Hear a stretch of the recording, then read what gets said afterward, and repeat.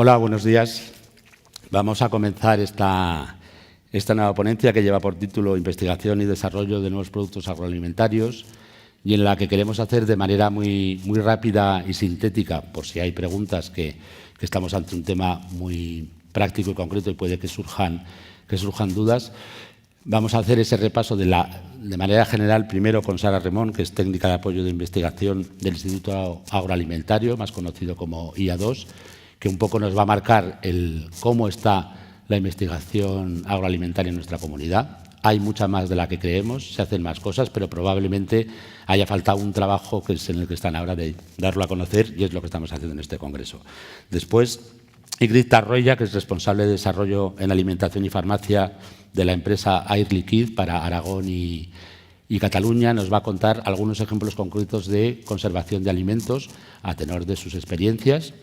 Y finalmente, Guillermo Cebrián, que es responsable de investigación de nuevas tecnologías de conservación en la Universidad de Zaragoza, seguirá en esta línea viendo qué manera hay de alargar la vida útil de los alimentos. Y como tenemos poco tiempo, pues empezamos ya y le doy la palabra a Sara Remón. Gracias.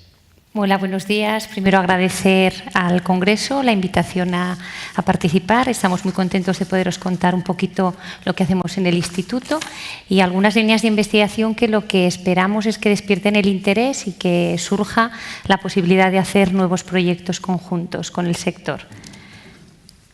No sé si se proyecta el Power. ¿Está o no?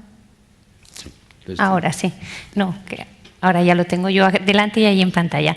Lo primero, pues presentar brevemente el Instituto. El Instituto Agroalimentario, el IA2, es el último instituto universitario mixto que se ha creado en Aragón y está compuesto por más de 270 investigadores que pertenecen tanto al CITA como a la Universidad de Zaragoza. Estamos ubicados no solo en Zaragoza capital, sino también en Huesca y en Teruel. En el caso de aquí en Huesca estamos presentes en la Escuela Politécnica Superior y también en la Escuela de la Salud y Ciencias del Deporte. Además, el Instituto trabaja en 4 bloques de investigación en producción de materias primas de origen vegetal, de origen animal, en desarrollo de nuevos alimentos y tecnologías de conservación y también una parte muy importante con la parte de economía y comportamiento del consumidor. El objetivo del instituto pues, es hacer una investigación de excelencia a través de la cooperación y de proyectos multidisciplinares. Y lo que queremos, además de esa ciencia excelente, es transferir este conocimiento al sector para propiciar así un impulso del sector agroalimentario. Como os he comentado brevemente, las líneas del instituto van desde el campo a la mesa, podríamos decir. Pues trabajamos en producción de materias primas de origen vegetal, animal, en los alimentos y los productos y, por supuesto, en la parte del consumidor y la economía.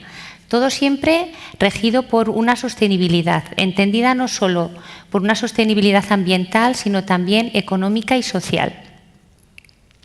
¿Cómo queremos transferir estos resultados al sector?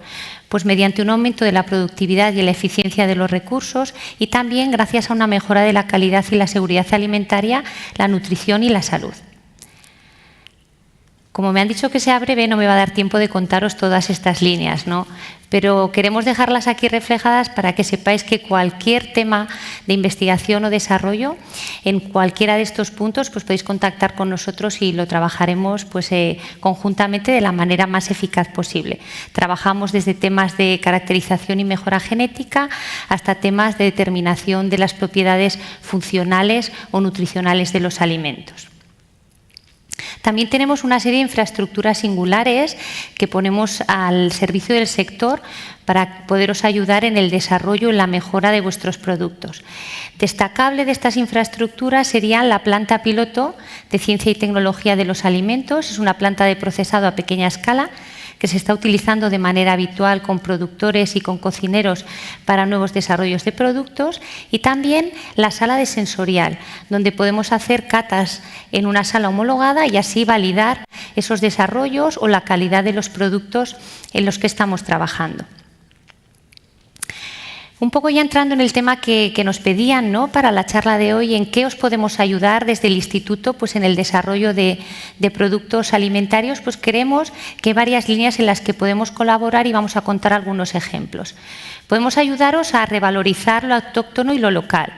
También podemos ayudaros a buscar nichos y segmentos de mercado, adaptarse a las nuevas tecnologías, las nuevas tendencias de consumo, pero todo esto siempre buscando satisfacer al consumidor. Tienen que ser alimentos que provoquen placer y también, por supuesto, que sean saludables. Podemos ir también en el instituto un paso más allá y podemos validar esos efectos de los alimentos y de la dieta en la salud, tema que también es muy relevante en este momento. Y finalmente contribuir al desarrollo de una economía local. Un ejemplo de un proyecto muy bonito que estamos desarrollando en este momento gracias al Plan de Desarrollo Rural, los PDR, que no sé si conoceréis muchos de vosotros, es un proyecto de cooperación que se llama Sobrarbe Autóctono y Sostenible. En este caso es el grupo A04 de Calidad y Tecnología de la Carne y dirigidos por el doctor Jesús Luis Olleta, están trabajando con la Asociación Aragonesa de Criadores de Ganado Vacuno Pirenaico, con la Fundación de Conservación del Quebrantahuesos, el Ayuntamiento de Insa Sobrarbe y la Asociación Empresarial Turística del Valle de Sobrarbe, en lograr una promoción y difusión de la carne de kilómetro cero en el territorio. Se van a hacer desde cursos de formación sobre despiece y nuevos cortes más adecuados a las necesidades que tiene en este momento el consumidor o las necesidades posteriores de cocinado, a una caracterización de esta carne de vacuno, una promoción también del matadero local, desarrollo de un carné asociado al consumo de carne de vacuno local. Como veis, sería un proyecto muy vinculado al desarrollo territorial y a la vez a la calidad del producto. Otro proyecto que parece que está en esta línea y que creemos que os puede resultar interesante, aunque en este caso nos vamos a Teruel, pero bueno, los ejemplos de la comunidad nos sirven para ver posibilidades de cosas, es el desarrollo del queso de Teruel realizado no con cuajo animal, sino con cuajo vegetal. En este caso es un proyecto que están desarrollando desde el CITA, es la doctora Teresa Juan la que está coordinando el proyecto y está financiado por el FITE, que se llama, en los proyectos de investigación agroalimentaria. Y en este proyecto pues lo que vamos a intentar es hacer una mejora en la producción de este queso y recuperar la flor del cardo como el cuajo necesario para la elaboración de este queso. Creemos que estos dos ejemplos serían ejemplos claros de cómo podemos ayudaros a revalorizar productos autóctonos y locales. Yendo un paso más allá y también uniendo la revalorización del producto autóctono con buscar nichos de mercado, se está desarrollando otro proyecto que es mejora de la producción y de la comercialización de la cebolla Fuentes de Ebro, que tiene una denominación de origen protegida. En este caso participan, además de la denominación de origen y productores de la cebolla de Fuentes, participan investigadores de los dos centros que componen el instituto, el CITA y la Universidad de Zaragoza. En el caso del CITA, la doctora Cristina Mayor, y en el caso de la Universidad de Zaragoza, la doctora Rosa Oria. Y en este caso lo que queremos es mejorar la producción y la comercialización. La comercialización, ¿cómo? Alargando la vida útil y tratando de poder ofertar la cebolla Fuentes de Ebro durante un periodo de tiempo más largo. Así accedemos a un nicho de mercado que en este momento no está cubierto por esta cebolla. Seguimos con más ejemplos. En este caso es un proyecto de cereza que está apoyado también por el Plan de Desarrollo Rural y es introducción del cultivo de cerezo en las estribaciones del Moncayo. Sería un proyecto que tiene ciertas similitudes con el anterior porque lo que buscamos también es un nicho de mercado en el cual no tenemos producción de cereza. Si nosotros cultivamos en altura, lograremos tener una producción de cereza fuera del pico de producción de mercado y estaremos facilitando a esos productores poder ofertar su producto fuera en una época que la comercialización va a ser más favorable. En este caso participan un montón de entidades, como veis en la pantalla, muchas de ellas entidades agricultores que son pues sociedades a veces personales, unipersonales, y en este caso el agente de innovación es el CITA, el doctor Javier Rodrigo. Y lo que os comentaba, pues lo que queremos es trabajar junto con los agricultores en la introducción de este cultivo en estas zonas más altas, que va a tener unas ciertas peculiaridades, y lograremos un producto que lo podremos ofertar fuera de mercado. Un proyecto en el que vamos de nuevo con una producción local y autóctona, pero nos vamos a adaptar a nuevas necesidades de consumo. Es un proyecto también PDR que se está haciendo aquí en Huesca, en la zona de Benasque, con la Escuela de Negocios del Pirineo, con SNEPI y también con algunos otros productores. Y en este caso trabaja la Universidad de Zaragoza para hacer una innovación en la transformación de frutos rojos en la provincia de Huesca.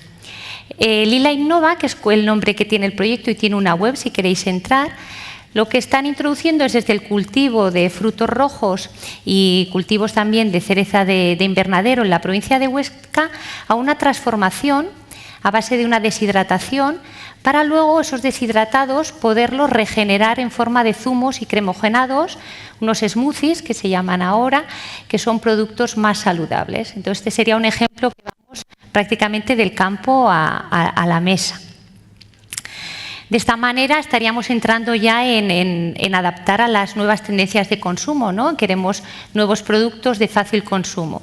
También, si queremos buscar la satisfacción del consumidor y lograr productos más saludables y también más sanos, pues tenemos una iniciativa muy interesante que es una spin-off que se ha creado desde la Universidad de Zaragoza.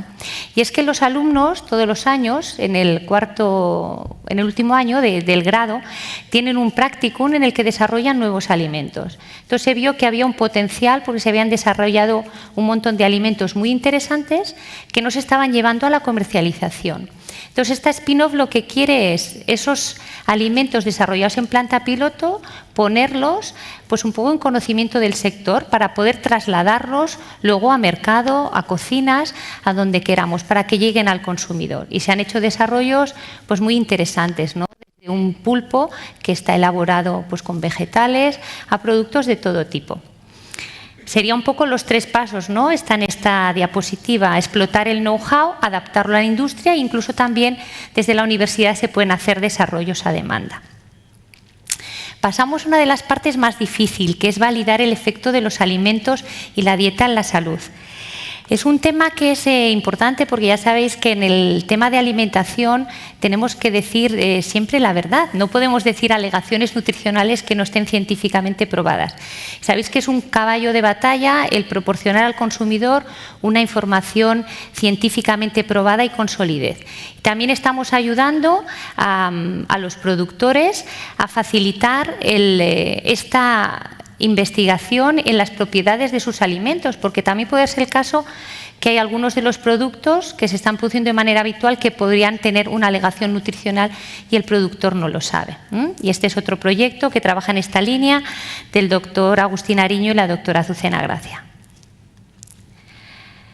Proyectos también más complicados, como sería este proyecto, es un proyecto europeo Smart Foods, en el que ya hay grupos que hacen investigación clínica para validar los efectos de determinados alimentos.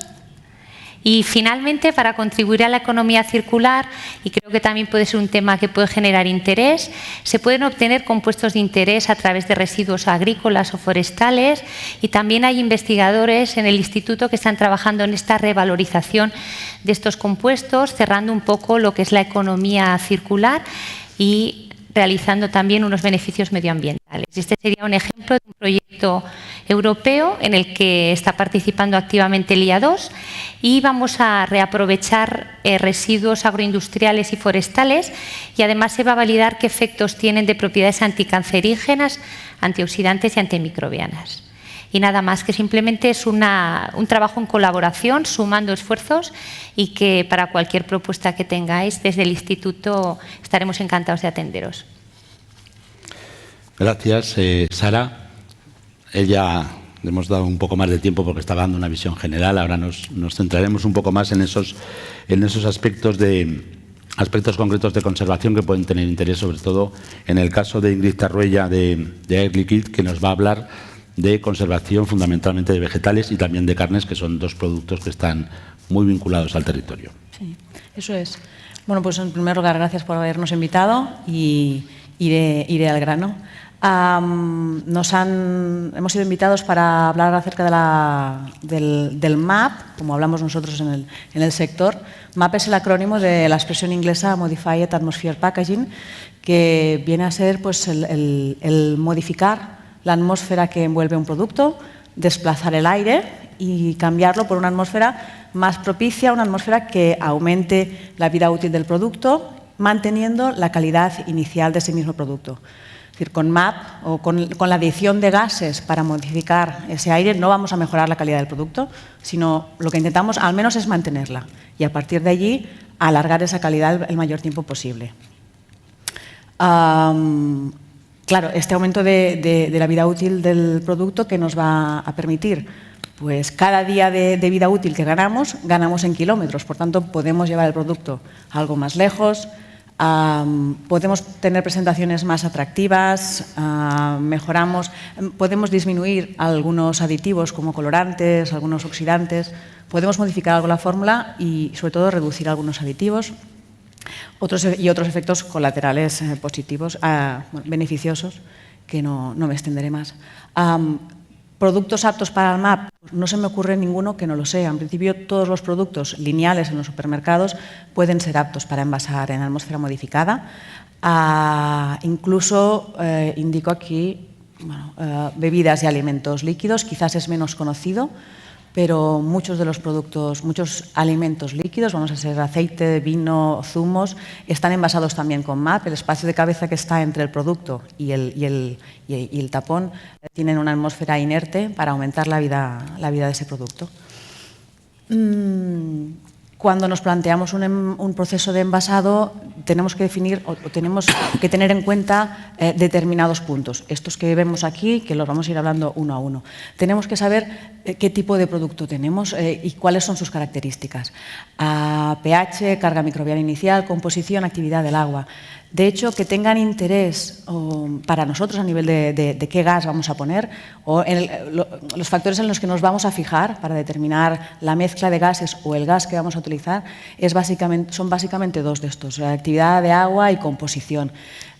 La actividad de agua, al final, es el agua que está libre metabólicamente para poder dar paso a degradaciones del producto. Por tanto, cuanto mayor sea la actividad de agua, es decir, más cercana a uno, más protección tenemos que poner en ese envasado y me adelanto a lo que explicaré un poco más tarde, probablemente más CO2 vamos a tener que introducir en ese envase.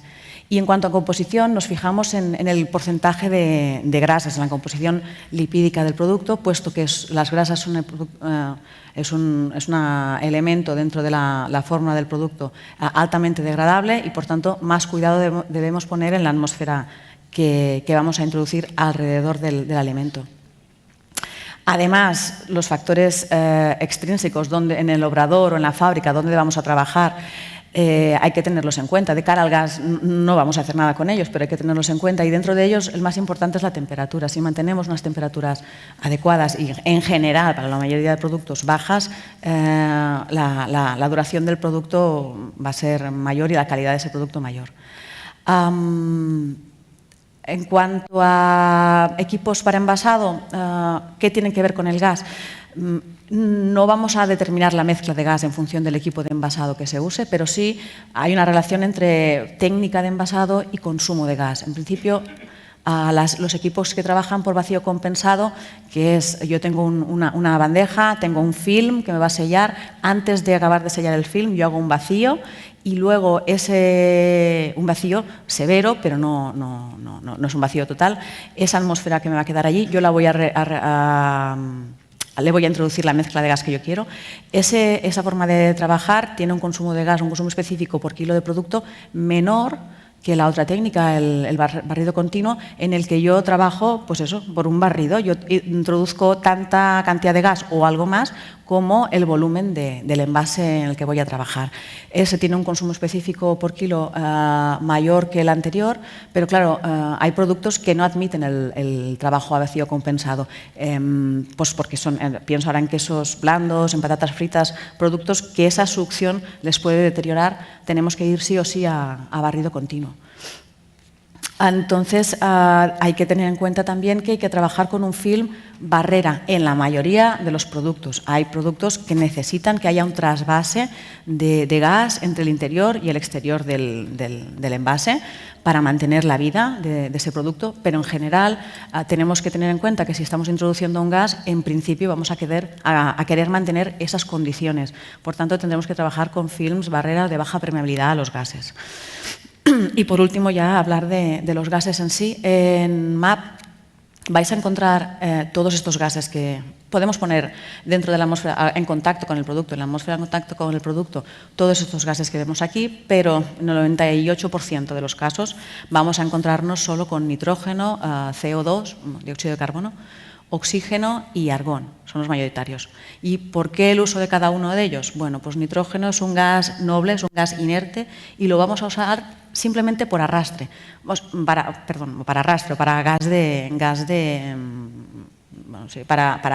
arrastrar todo el aire que tenemos alrededor del producto y sustituirlo por una atmósfera que no tenga ningún efecto en el producto. Utilizaremos dióxido de carbono, como decía en una de las transparencias anteriores. El CO2 lo utilizaremos en cuanto la actividad de agua sea mayor. ¿Por qué? Porque el CO2 sí que es un gas que tiene efecto en el producto. Es un gas fungistático, bacteriostático, es un ácido débil que sí que lo vamos a introducir con algún objetivo más que no sea el simple barrido de la atmósfera de aire que envuelve el producto.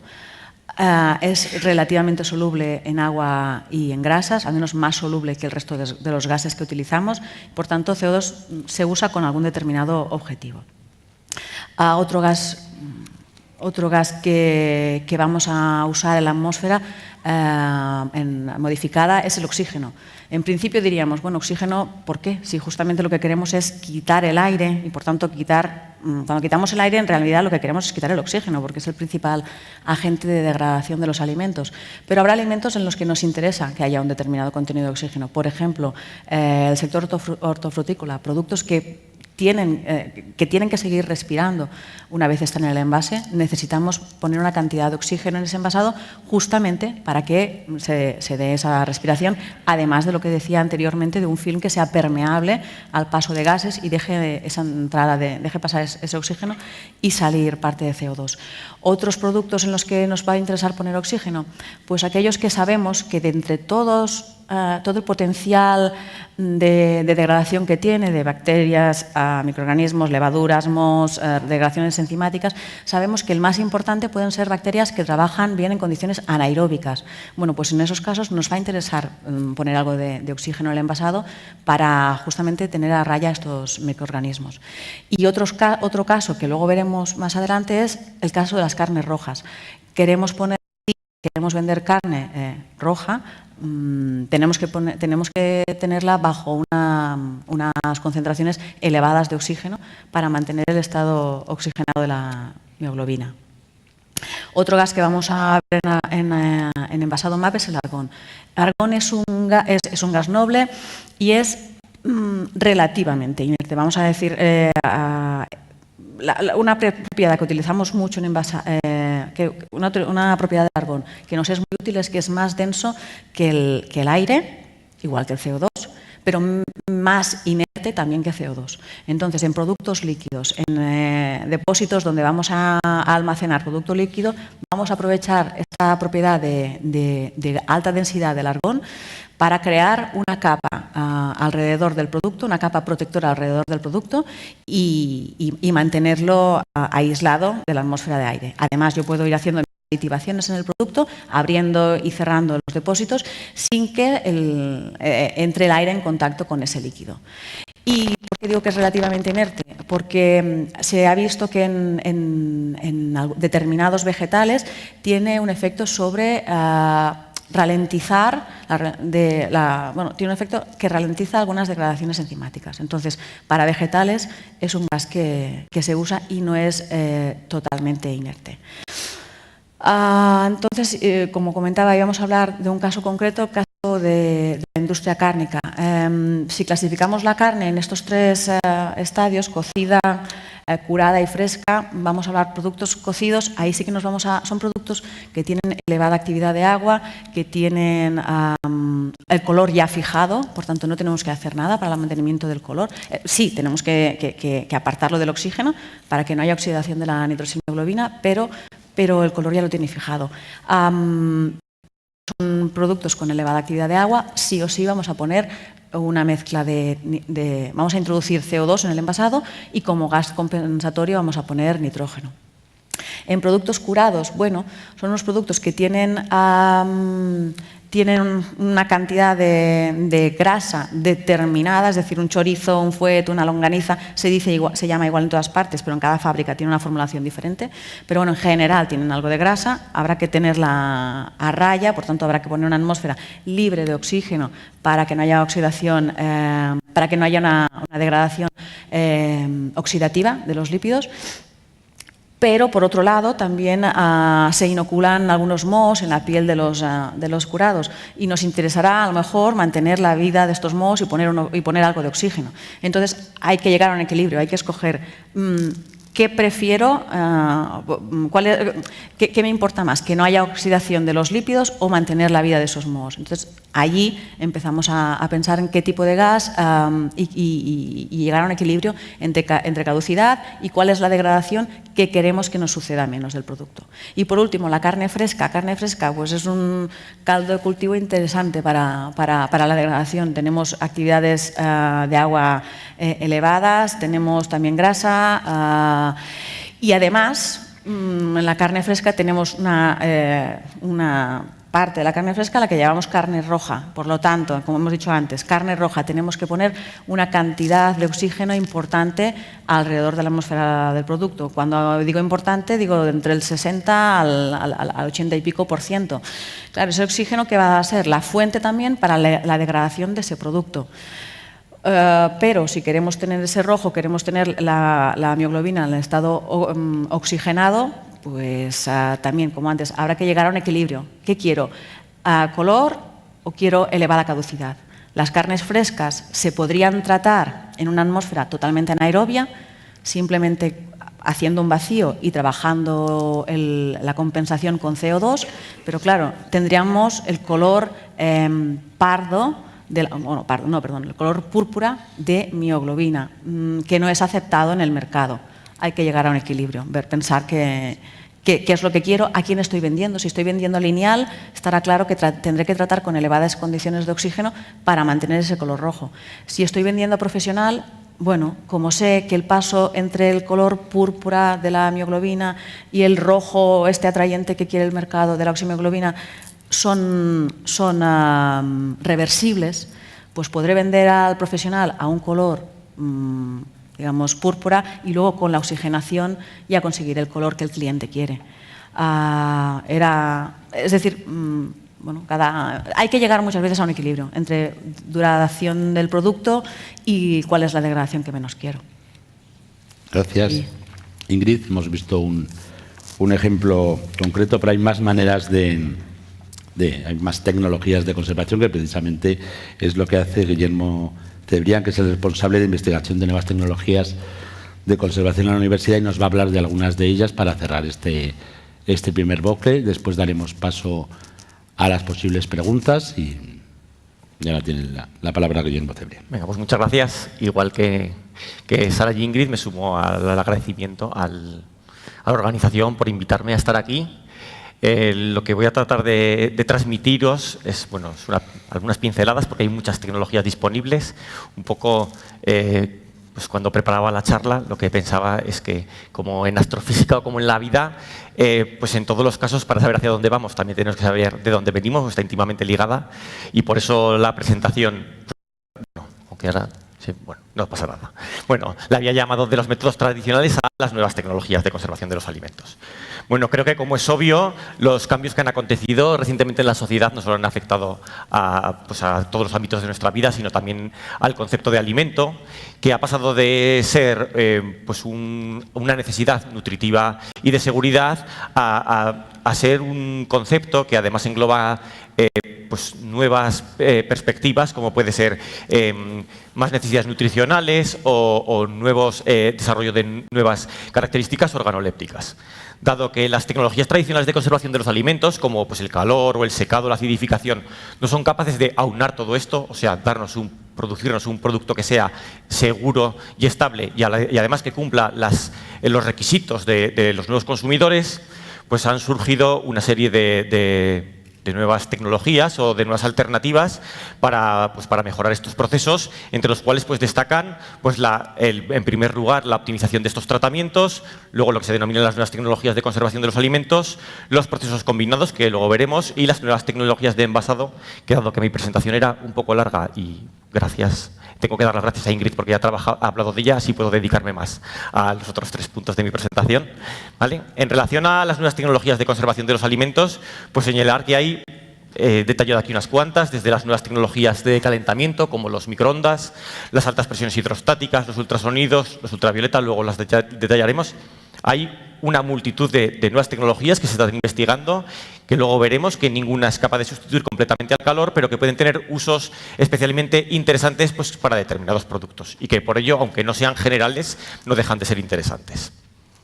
Por otra parte, también recientemente, pues sobre todo desde los 70, ha despertado mucho interés el desarrollo de lo que se denominan procesos combinados, que consiste en vez de aplicar una sola tecnología a una intensidad muy alta, pues utilizar varias tecnologías a una intensidad más baja, de tal forma que conseguimos el mismo efecto inhibitorio de los microorganismos, pero sin alterar mucho organolépticamente el producto. Esto es un concepto que se ha utilizado desde siempre. Por ejemplo, el jamón serrano es un proceso combinado en el que secamos más salamos, pero la nueva perspectiva viene más ligada desde el punto de vista de los productos mínimamente procesados, en los que no queremos proteger el producto con varias barreras, pero no que el producto se transforme. Porque es evidente que a todos nos gusta mucho el jamón serrano, pero es evidente que no es carne fresca lo que estamos consumiendo, es un producto nuevo. Y en este caso los procesos combinados, los nuevos, lo que pretenden es que el producto que conservamos mantenga las características con las que tenía originales. Perdón. Vale.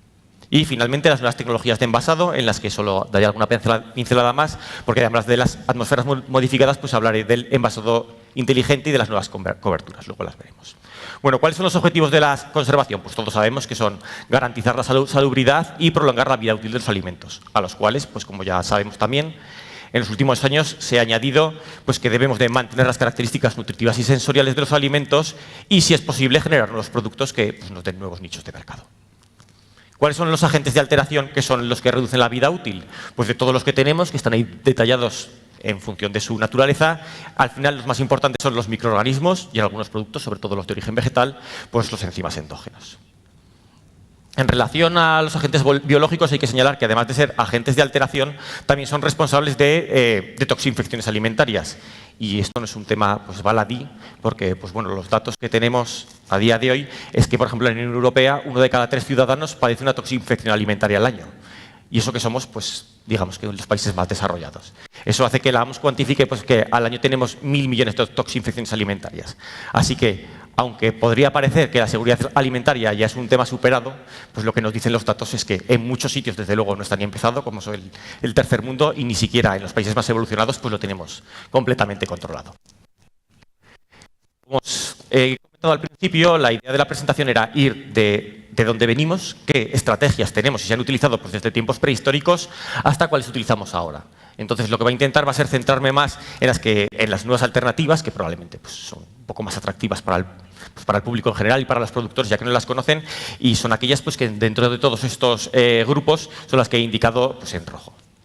¿Vale? En el caso de aquellas tecnologías que lo que pretenden es ralentizar el crecimiento microbiano, pues como podrían ser la refrigeración o la congelación que todos conocemos, o el secado, la fermentación o la utilización de conservantes químicos, los principales avances en los últimos años van de la mano, en primer caso, de la sustitución de la deshidratación por la liofilización. La liofilización es un proceso en el que el agua, en vez de eliminarse por evaporación, se elimina mediante sublimación. ¿Qué ventajas tiene? Pues que mantiene las características organolépticas y nutritivas mucho mejor que la deshidratación.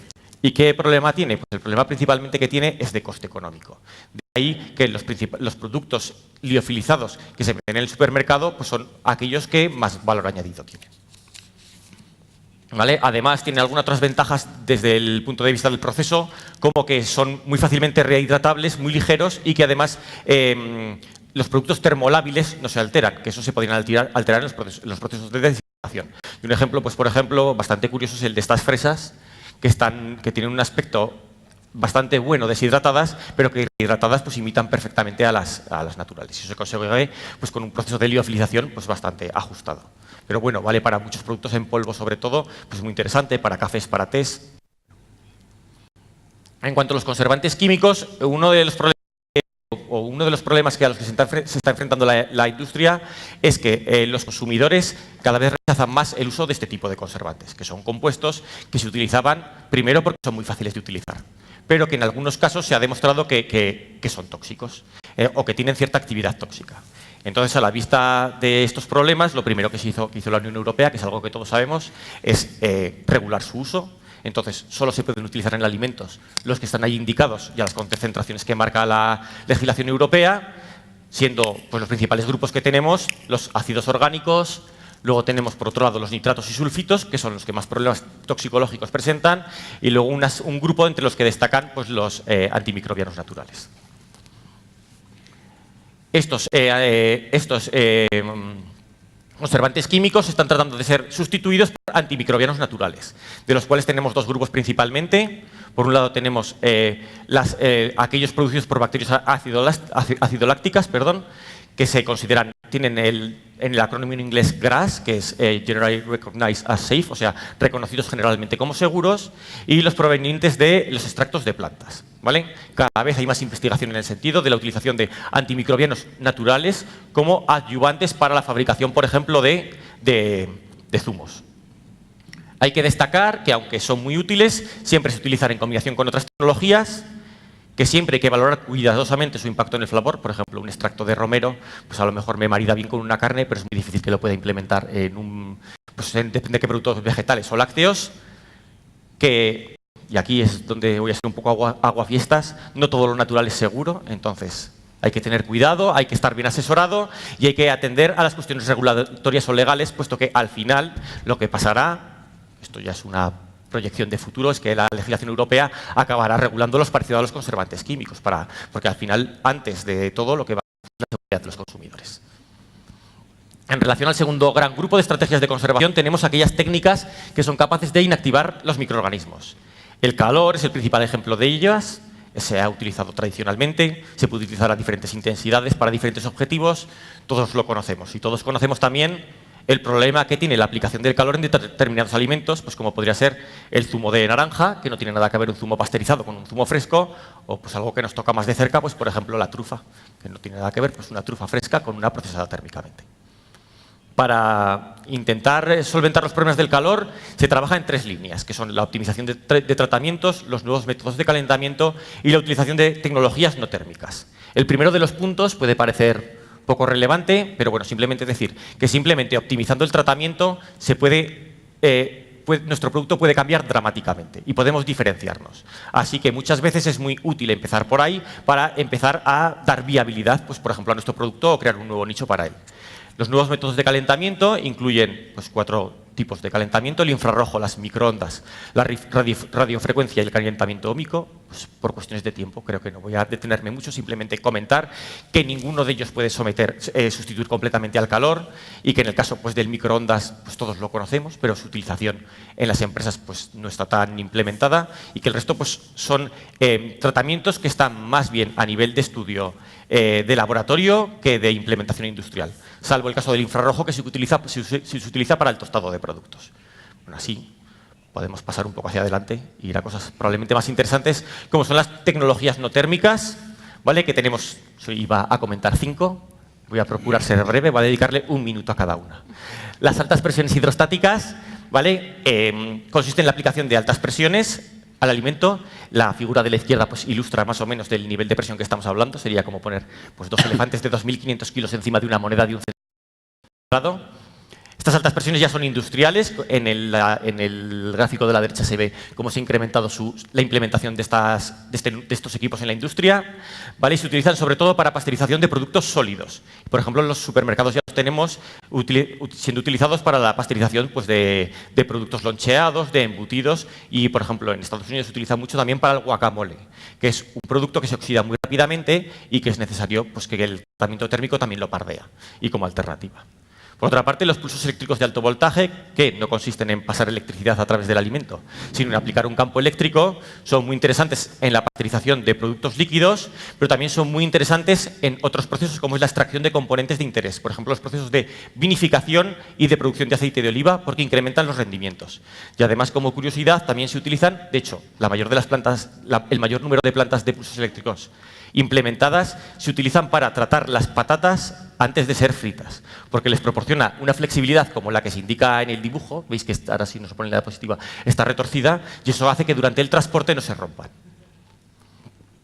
Otra de las tecnologías muy interesantes es los ultrasonidos, que probablemente mucha gente la conozca ya, porque los truficultores es una de las alternativas que tienen para aumentar la vida útil de la misma, que vale sobre todo para descontaminación y lavado de equipos, como por ejemplo vegetales o cubas de vino, pero que tiene otros muchos usos, como antiespumante, para producir emulsiones, para desgasificar, la luz ultravioleta, que nos sirve sobre todo para fluidos transparentes, tipo zumos, ¿vale? Porque el problema del ultravioleta es que tiene poca capacidad de penetración, y finalmente la irradiación, que aunque tiene una crítica muy negativa porque se ha relacionado con el cáncer y con la generación de energía nuclear, todo lo que dicen los estudios científicos es que esto no es cierto, y así lo confirma la Organización Mundial de la Salud, que ha demostrado que a los tratamientos que están autorizados permite su utilización.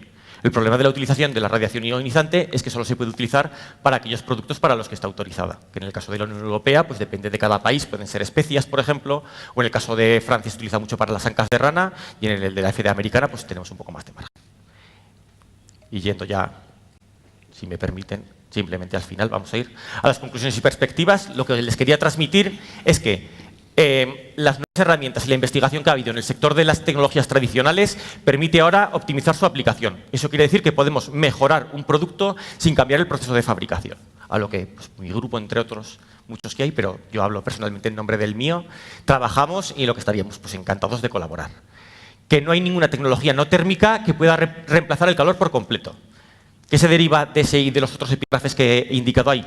Pues que para cada producto hay que hacer estudios específicos acerca del proceso que nos podría ser útil.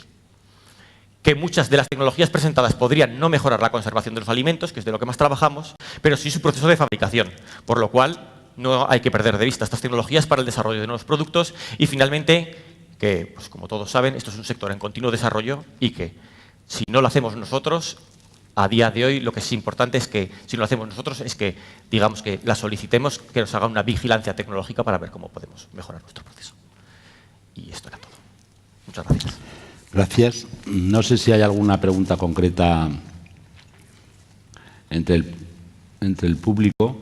Me parece que no. A mí sí que me gustaría, porque he visto, sobre todo por parte de los dos institutos, una interesante oferta y ganas de trabajar para los productores.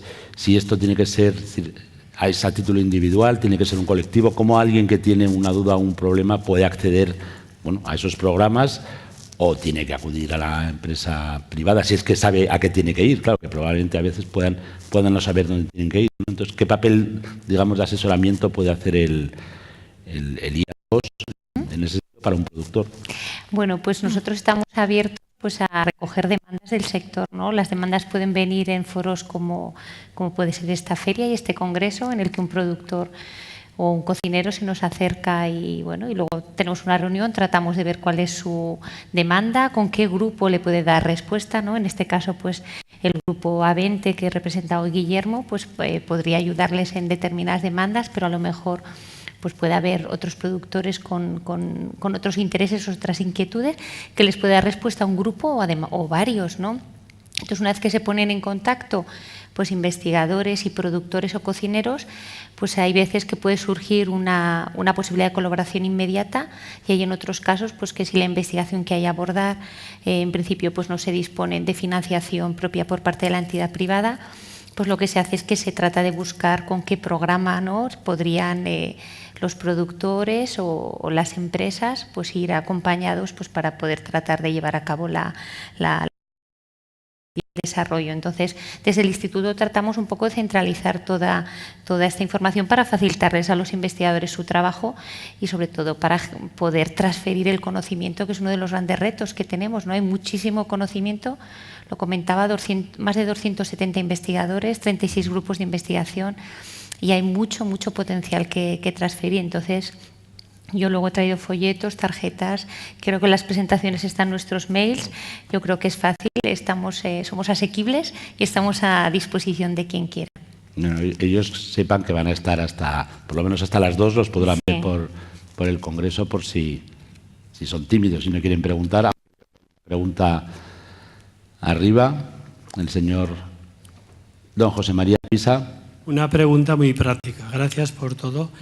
Los envases de cárnicos cocidos y fileteados, porque hay que abrirlos 5 minutos antes de consumo. Por el efecto inmediato lo sé, pero... Dentro de la carne, dentro del producto, se dan determinadas fermentaciones que, aunque no den lugar a un producto insalubre, sí dan lugar a la creación de gases, de unos aromas desagradables.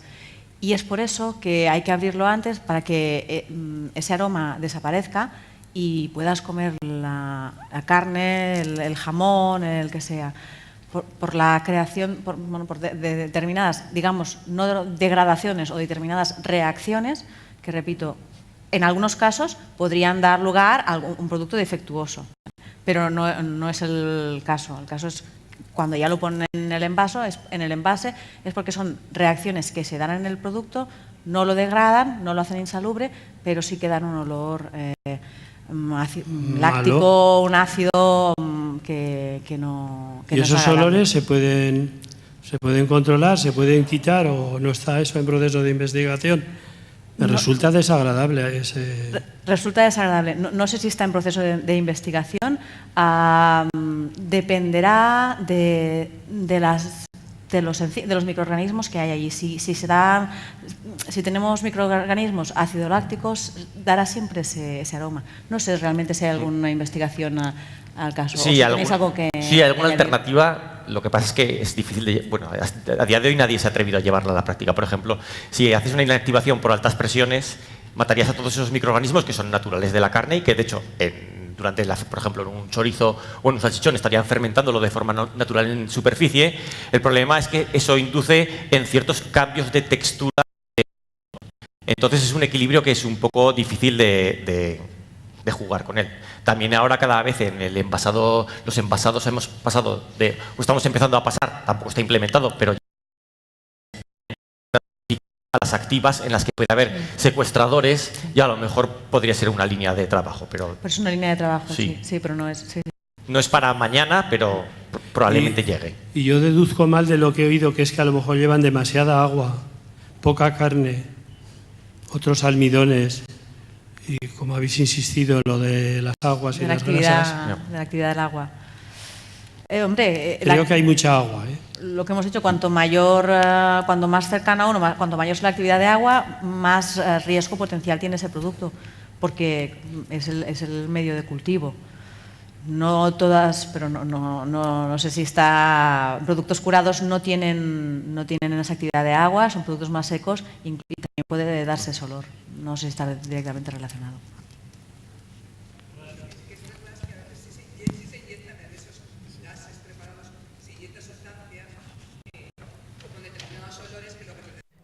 Que utilice el micro, por favor. No está utilizando el micrófono.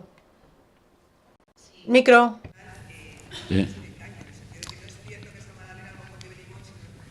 No está utilizando el micrófono. En ese conjunto de gases, determinadas sustancias que resulten atractivas al consumidor, aunque realmente sean productos también, digamos, químicos, por decirlo de alguna manera. Sí, no, a veces se añade, dentro de lo que decía de las atmósferas activas, a veces se añade en el propio envasado, en la propia mezcla de gas. No, aparte de la mezcla de gas, pero en el momento de la inyección, en el momento del termosellado, a veces sí se inyecta algún aroma además de los que puedas poner en el propio producto, de los aromas que se añaden en el producto, ¿vale? Pero para enmascarar ese olor que se va a dar luego por determinadas reacciones y que va a quedar en la atmósfera gaseosa, es verdad que a veces se añade algún aroma en el espacio de cabeza. Sí. Pero efectivamente es enmascarar y al final es aumentar el coste de ese producto, de ese envasado, y no todo el mundo lo hace, y sobre todo si no tienen quejas de sus clientes, normalmente no se hace, porque estás incrementando costes a lo mejor innecesariamente. No. Es como he dicho antes, en cada caso es un equilibrio, hay que evaluar de qué quieres morir un poco. De todas maneras, yo creo que siempre estamos hablando de productos de gran consumo. Quiero decir, si te vas al mercado gourmet, por internet de otra manera, la gente lo que busca es otra cosa. O sea, no buscas los productos que perduren tanto tiempo, sino que buscas cosas mucho más inmediatas, más frescas, más del momento, el consumo estacional. Quiero decir, en ese caso, las opciones de compra son diferentes. A lo mejor para un lineal o este tipo de intervención tecnológica funciona muy bien para grandes lineales o productos de gran consumo, que por otro lado pienso que están ligados a industrias con muchísimo capital, que puede invertir en todo ese tipo de cosas. O sea, un consumidor, yo creo, no un consumidor, un productor pequeño no puede acceder a eso porque primero necesita un volumen de producción tremenda y luego necesita unas inversiones en un montón de tecnología que no está al alcance de cualquiera, ¿no? Entiendo que eso es para un tipo de producto muy concreto y para un consumo muy concreto. Aunque esas tecnologías se puedan aplicar en cuestiones muy diversas, ¿no? Pero al final no estamos hablando de ese tipo de producto de gran consumo y calidad no gourmet, por decirlo de alguna forma. Resumiendo la pregunta, un pequeño productor, un elaborador de embutidos, un pequeño quesero, ¿puede acceder a estas tecnologías? ¿A todas, solo algunas? A muchas de las que hemos presentado o de las que he presentado yo, por ejemplo, están a nivel de estudio experimental y en esas no puede ni la grande ni la pequeña. Pero cuando digo que el estudio tiene que ser producto específico, quiero decir que hay alternativas hasta para los pequeños. Una diapositiva que nos ha salido, por ejemplo, muy interesante, es unas coberturas comestibles que hay para quesos frescos y que permiten que tu producto fresco, por ejemplo, tenga una vida útil suficiente como para que lo puedas llevar pues, desde el Pirineo a Madrid, que no es un mercado mundial. Entonces, y son realmente baratas, solo tienes que desarrollar una que se adapte a tu producto. Entonces es verdad que hay tecnologías que están diseñadas para lineales y grandes producciones, pero hay muchas alternativas para pequeños productores y a precios competitivos. Sí, poníamos antes el ejemplo de la trufa, ¿no? Se han hecho estudios en la universidad para prolongar la vida útil de la trufa mediante envasados combinados en atmósfera modificada y otras tecnologías, y es un ejemplo de ayudar a revalorizar un producto local aplicando nuevas tecnologías. Yo creo que hay también a veces una falsa creencia, ¿no?, de que todo lo que es tecnología va en contra de lo que es el producto local y pequeños circuitos de distribución, y no es así. O sea, las tecnologías pueden ayudar a grandes multinacionales y a pequeños productores, y la oportunidad en este momento es hacer la transferencia al sector. El que un productor pueda ayudar a comercializar su producto fuera de su mercado local y pueda llegar a Madrid, pues puede ser un triunfo. Son cosas que revalorizan y que ayudan. Y que además yo creo que un punto que ha comentado Guillermo es también muy interesante. No nos olvidemos de la seguridad alimentaria, que estamos hablando muchas veces de aplicar tecnologías que nos ayudan a garantizar no solo que nuestro producto esté riquísimo sensorialmente, sino que tenga una seguridad alimentaria, que es un tema realmente clave. Lo damos por supuesto, pero eso está allí. Y en eso yo creo que el papel y la colaboración es clave. Sí, solo apuntar en el caso de atmósferas modificadas, ya que yo hablaba, hay equipos más o menos caros, eso no me pongo, pero en el caso de atmósfera modificada, por ejemplo, en los procesos de producción, del que no hemos hablado, aquí solo he hablado del envasado, ¿no?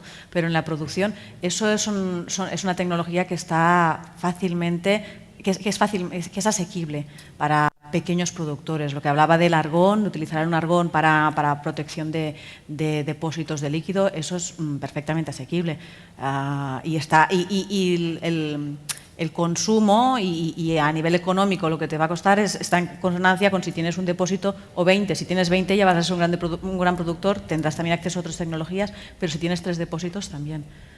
El uso de gas en el procesado me sale a l'abast, me sale en catalán, perdón, es asequible a la mayoría de productores. Más cuestiones, nos quedan 3 o 4 minutos. ¿No?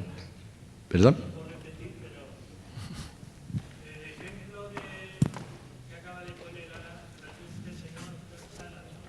¿Yo? Guillermo, ¿no? Sara. Señor. Sara.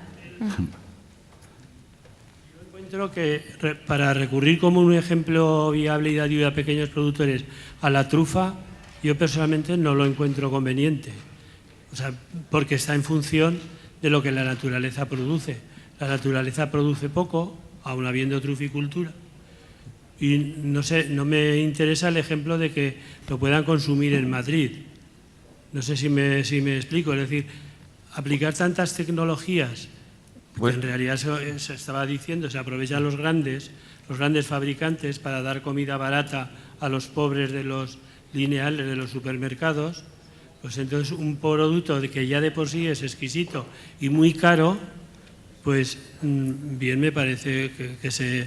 Vamos, a ver, yo he mandado trufas en un ¿cómo se llama esto? De plástico, en un contenedor, sí, esto, sí. En un contenedor normal de envío, de estos de... No me sale ahora el material este blanco de plástico, no me sale poliutereno. Y oye, en 24 horas o menos, bueno, eso pues lo he tenido que hacer para regalar y me parece bien. Ahora, para ponerlo además a la venta, ponerle fecha, ponerle control, ponerle gases y todo eso, yo la verdad que me resulta un poco creíble, así como todos los demás avances científicos, para estos productos, me refiero. Bueno, al final es una tecnología y hemos hablado de muchas más, hemos hablado de muchos desarrollos en los que se puede acompañar la investigación. Hay en casos pues, que se puede acompañar desde una selección de variedades, una caracterización organoléptica, una valoración de tecnologías culinarias, una selección de propiedades nutricionales. Yo creo que, y luego también hay una parte que es aplicación de tecnologías, que puede ser tecnologías de conservación o tecnologías de procesado. Yo creo que allí el criterio, por supuesto, nosotros somos un apoyo, los que decidís lo que puede interesar o no, al final sois los productores o los cocineros, ¿no? O el sector el que va a decir qué tecnología o no puede utilizar si tiene sentido para él. Nosotros no somos prescriptores de lo que hay que utilizar, sino que ponemos al alcance del sector pues muchas posibilidades que pueden ser, bueno, pues trabajamos con gente que trabaja con producción local, a gente que hace desarrollos a lo mejor pues con tecnologías más avanzadas. Yo creo que todo tiene cabida y cada uno tiene que decirle el interés o la necesidad de si quiere utilizar para la trufa una tecnología o no. Nosotros estaremos dispuestos a dar respuesta, ¿no?, a la demanda que quiera. Hemos hecho temas de conservación de cereza y exportación a lo mejor de cereza a países asiáticos, que hay gente que puede considerar que esos son criterios a lo mejor pues que prefieren hacer una comercialización a nivel local. Pues perfecto, yo creo que cada uno elige su canal y la ciencia tiene que estar a dar servicio al sector, ¿no? Sí, quiero decir, solo al hilo y puntualizando que cuando he puesto ese ejemplo es porque es un ejemplo de casos en los que se nos ha solicitado, o sea, no ha sido una investigación que partía de nosotros. Hemos desarrollado procesos para mejorar lo que han sido los propios productores y, de hecho, otro ejemplo es que hay cocineros que tienen en su cocina una planta de envasado microperforado para conservar las trufas que compran y terreno más tiempo. Quiero decir, que la idea no es implementar todo el proceso. Para cada productor tiene que hacer las cosas a su medida y según también el mercado que tenga. Y a veces pues el proceso que yo lo puedo poner en línea puede estar fracturado y que uno haga una cosa y otro haga otra o solo una de las dos. Entonces, que es verdad que la trufa en muchos casos no lo necesita, sí, pero a lo mejor hay productores que tienen, si a lo mejor tienen copado el de proximidad, tienen que ir más lejos, pues a lo mejor sí que les puede ser interesante. Es solo una alternativa y quería poner un ejemplo porque es algo, quiero decir, que se produce en Huesca, que está en un estado ahí fuera, pero como ese hay miles. Bueno, gracias, se acaba el tiempo. Creo que ha quedado bastante claro que hay potencial investigador, que se está investigando en nuestra comunidad, que hay empresas también que apoyan y que evidentemente cualquier productor es libre de elegir su modelo. Es decir, el problema sería que nos impusieran unas determinadas normas absurdas, digamos, pero bueno, quien quiera prolongar la vida útil de su producto lo puede hacer, tendrá pros y contras y lo importante es que aquellos que quieran lo tienen aquí. Quien no lo necesite, obviamente no le hace falta las tecnologías de conservación, ¿no? Muchas gracias y seguimos.